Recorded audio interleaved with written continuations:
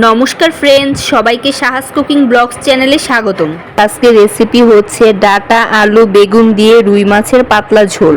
যা যা উপকরণ নিয়েছি, ডাটা আলুগুলোকে আগে থেকে ভাপিয়ে নিয়েছি, কিছু বেগুন কেটে নিয়েছি, আর নিয়েছি কিছু রুই মাছ।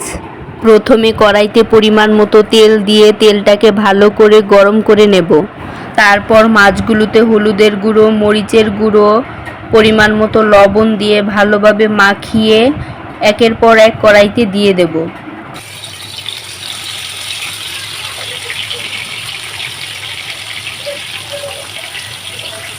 তারপর মাছগুলোকে দুপাশ উল্টিয়ে একটু লাল করে ভেজে নেব।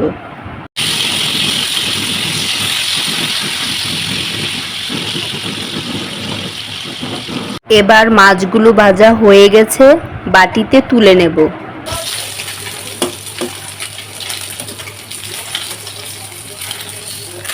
ওই তেলেই আরেকটু তেল দিয়ে মেথি ফোড়ন দিয়ে একটু নেড়ে সবজিগুলোকে দিয়ে কিছুক্ষণ ভেজে নেব।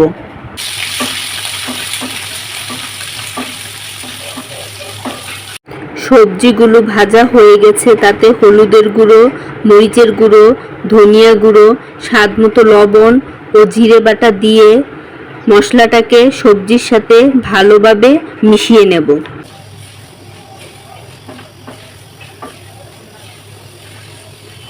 মিশানো হয়ে গেছে, পরিমাণ মতো জল দিয়ে ঢাকনা দিয়ে ঢাকা দিয়ে দেব সিদ্ধ হয়ে আসা পর্যন্ত।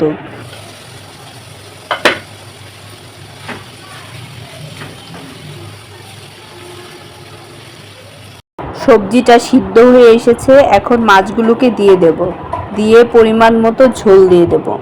ঝোল দিয়ে একটু নেড়ে ঢাকনা দিয়ে ঢেকে দেব।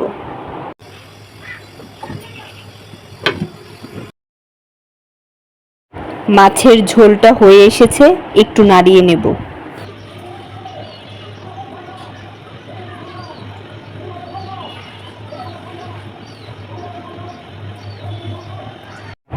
এখন বলে নামিয়ে নেব।